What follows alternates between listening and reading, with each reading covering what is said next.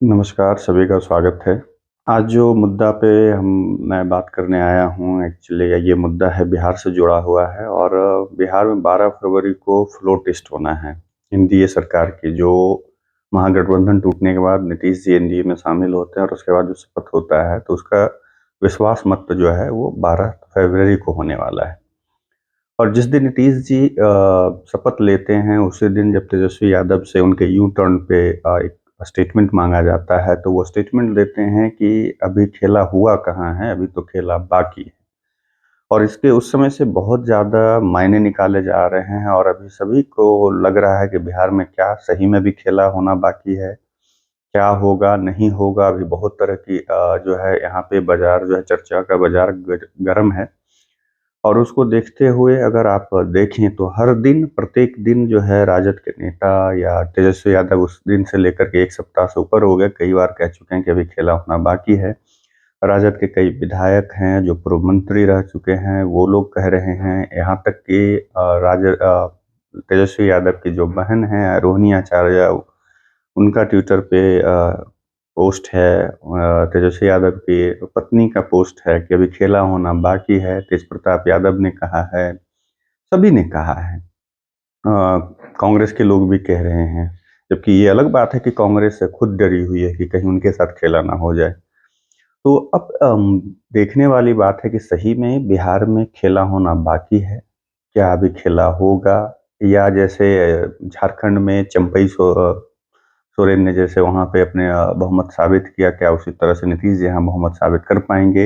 ये बहुत सारे सवाल अभी जो है सभी के मन में ख़्याल उठ रहे हैं, जितने भी बिहार से जुड़े हुए लोग हैं, यहाँ के पत्रकार हों या आम आदमी हो या जो भी नेता हो, सभी के मन में ये ख़्याल आ रहे हैं कि क्या अभी कुछ होना बाकी है क्या?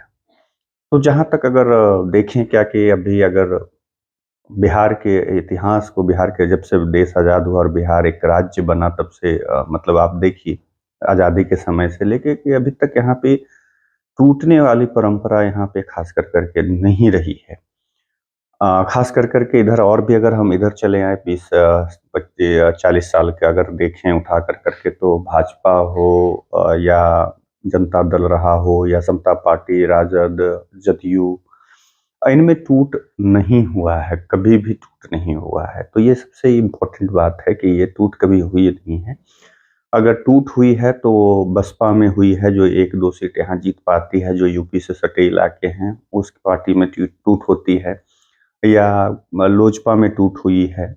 या ये कहूँ कि एक बार इधर इस बार जो है 2020 के चुनाव के बाद जब महागठबंधन के मतलब ये है तो एआईएम आईएम का जो है वो विधायक उसके टूट करके जदयू के साथ मिल जाते हैं।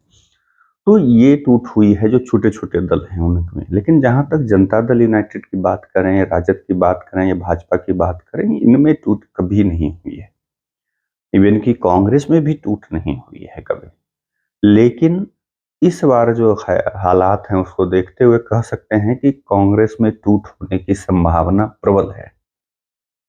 क्योंकि कांग्रेस के अब स्थिति सभी स्टेट में अगर आप उठा करके देखेंगे तो हर स्टेट में उनकी स्थिति कमोबेश यही रहती है कि चुनाव तो जीतते हैं उनके नेता, विधायक बन जाते हैं, लेकिन फिर उन विधायकों को जोड़ कर के नहीं रखा जाता है। ये अलग बात है कि राहुल गांधी भारत जोड़ो यात्रा करते हैं, भारत जोड़ो न्याय यात्रा करते हैं, लेकिन वो अपनी पार्टी में न्याय नहीं कर पाते हैं, पार्टी के लोग के साथ न्याय नहीं कर पाते हैं, अपनी पार्टी के लोगों को जोड़कर नहीं रखते, अपने पार्टी के विधायकों को जोड़कर नहीं रखते हैं।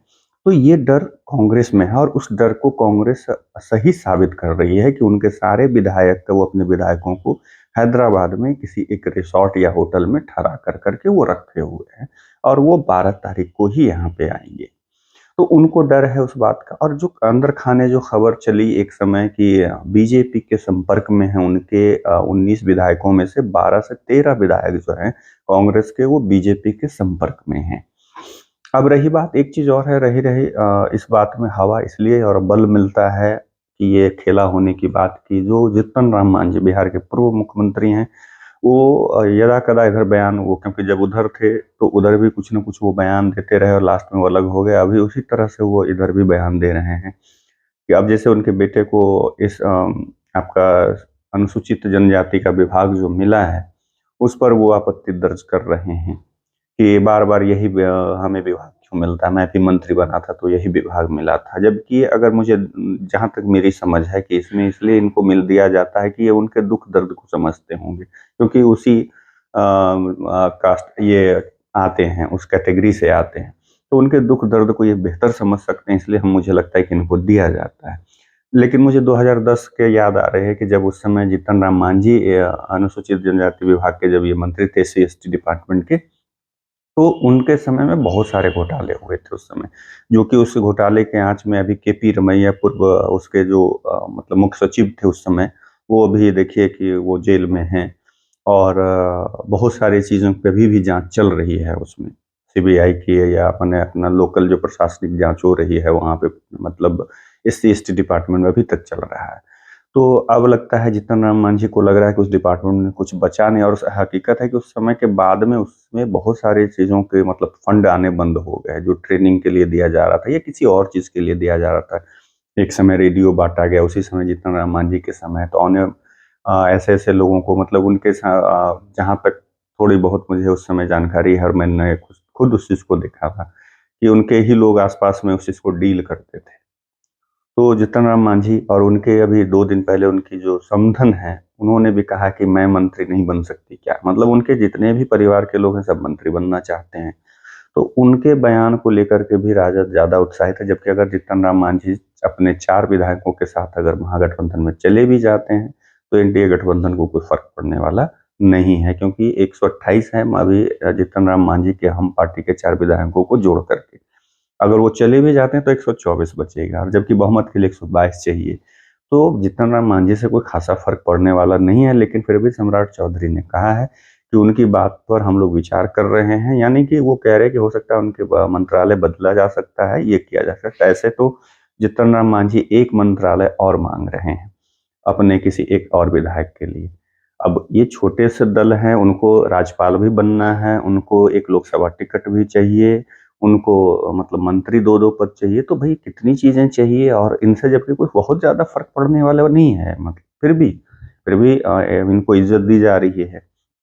तो इन सब चीज़ों को देखते हुए मुझे लगता है कि राजद कुछ ज़्यादा ही उत्साहित है कि हाँ भाई, यहाँ खेला हो जाएगा। रही बात तो कि आज जैसे एक ट्वीट आता है राजश्री यादव जो कि तेजस्वी जी की पत्नी हैं, उनका ट्वीट आता है कि जदयू के 17 विधायक गायब हैं, जबकि इसमें सच्चाई तनिक भी नहीं है।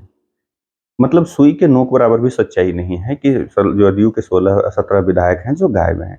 और अभी जदयू में इतना भी किसी नेता में इतना अभी दम नहीं है कि नीतीश जी के अगेंस्ट में जाकर के कोई वो कदम कोई उठा सके। ललन सिंह जैसे कद्दावर नेता हों या आरसीपी सिंह जैसे कद्दावर नेता हों, श्रवण कुमार जैसे कद्दावर नेता हों, विजय चौधरी जैसे कद्दावर नेता हों, उनकी भी हिम्मत नहीं पड़ेगी कि वो नीतीश जी के खिलाफ जाकर करके कुछ काम करे। तो विधायकों की तो बात ही अलग है। तो ये भी राजश्री अब ये ऐसे तो इनका जो है तेजस्वी जी की बहन कभी कुछ आकर के बोल जाते हैं और उनकी बहन के ट्वीट की वजह से ही ये गठबंधन में मतलब टूटा है। क्योंकि पहले माने वो अगर देखिए उसी दिन से वो बवाल मचा और गठबंधन टूटा है। तो अब जहाँ तक सवाल है कि राजश्री यादव की बातों में वो कितनी सच्चाई, वो कितना क्योंकि बाहर से आते हैं उनको राजनीति की समझ नहीं है, लेकिन भाई हो सकता है घर में जो चर्चा चलती होगी, उस आधार पे ये कह रहे होंगे। लेकिन जो जानकारी है, जो खबर है, जदयू के कोई भी विधायक जो हैं इधर-उधर गायब नहीं है। तो यहाँ पे राजश्री जी के जो अकाउंट अब उनका वेरिफाइड तो है नहीं वो अकाउंट, तो कह नहीं सकता कि उनका अकाउंट है या नहीं, वो किसी और का है या फेक है, ये मालूम नहीं है। लेकिन उसकी आईडी से जो अकाउंट से जो ये खबरें फैलाई जा रही है, वो उसमें कहीं भी सच्चाई नहीं है। अब आता है बात कि क्या सचमुच में कोई खेला होगा? तो मेरे नज़र से अगर देखिए या मुझे जहाँ तक समझ में आती है, जो मैं थोड़ा बहुत इधर-उधर हल्का-फुल्का जो मैं बहुत बड़े चैनलों की तरह मेरे पास कोई सूत्र नहीं है। लेकिन जो भी मेरी जो समझ में रहा है और जो थोड़ा बहुत जान-पहचान उस आधार पे कह सकता हूँ कि कोई खेला होने वाला नहीं है। एनडीए की सरकार जो है 12 तारीख को बहुमत सिद्ध करेगी। हाँ, 24 चुनाव के बाद खेला हो तो ये अलग बात है। वो हो सकता है तेजस्वी यादव उस समय की बात किए हों तो अलग बात है, उस संदर्भ में कर रहे हों तो अलग बात है कि उस समय हो सकता है कि बिहार में खेला हो सकता है, लेकिन वर्तमान में भी कोई खेला होता दिख नहीं रहा है। उल्टा ये है कि कांग्रेस के विधायक जो हैं वो ज़्यादा चांस है कि वो इधर आ जाएँगे और बीजेपी के साथ।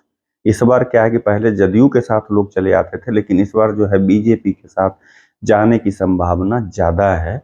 और जैसे जीतन राम मांझी ने भी इस बार जदयू नहीं बीजेपी को समर्थन दिया है। पहले जदयू को देते थे, लेकिन इस बार बीजेपी को समर्थन दिया है। तो ये 12 तारीख को क्लियर समझ में आ जाएगा कि होगा क्या। ज़्यादा दिन अब रहा नहीं, आज आपका 7 तारीख हो गया है, अब 3-4 दिनों की बात है। और ये जितने भी कयास लगाए जा रहे हैं, उस पे सभी पे पटाक्षेप हो जाएगा उस दिन 12 तारीख को, जब वो सारा रिजल्ट आएगा कि क्या हुआ या नहीं हुआ। तो इन सब चीज़ों में हाँ, अब हो सकता है कि तेजस्वी जी का संदर्भ अलग हो, लेकिन अब राजनीति में चलता है इस तरह का बयान कि दे करके थोड़ा सुर्खियां और लोगों के मन में एक शंका पैदा किया जाए और ये किया जाए वो किया जाए, जिससे कि लोग सशंकित रहें। बट बिहार की जनता भी इतनी नासमझ नहीं है कि वो नहीं समझ रही है। आज भी बहुत सारे जगह जब मैं बैठा हुआ था तो लोग बात कर रहे थे कि ऐसा कुछ होने वाला नहीं है, बहुमत तो सिद्ध होगा। हाँ, हाँ, वो ये सभी जनता के मन में ये बात है ज़रूर कि हाँ, लोकसभा चुनाव के बाद वो रहेंगे कि नहीं रहेंगे, नीतीश जी फिर एनडीए में या फिर उधर चले जाएँगे, इसकी कोई गारंटी नहीं, ये सारी जनता कह रही है। तो ये हो सकता है लोकसभा चुनाव के बाद खेला हो, लेकिन फिलहाल कोई खेला होने वाली बात तो नहीं है। और जैसा कि आप देख रहे हैं या जो भी आप सुन रहे हैं, उसमें कहीं कोई सच्चाई दिखाई नहीं पड़ती है। तो मेरा यही मानना है कि 12 फरवरी को एनडीए गवर्नमेंट जो भी नया गवर्नमेंट जो भी फॉर्म हुआ है, जो शपथ लिया गया है, उस दिन अपना वो बहुमत साबित करेगी और उसके बाद जो है उनका मंत्रालय मंत्रिपरिषद का जो है विस्तार भी होगा। और आने वाला समय में क्या होगा वो तो भविष्य के गर्त में छुपा हुआ है। तो देखिए क्या होता है नहीं होता है, वो तो वेट एंड वॉच की स्थिति में रहिए, लेकिन अभी फिलहाल कुछ ऐसा होगा नहीं। चलिए, तब तक के लिए बहुत बहुत धन्यवाद। जय श्री राम।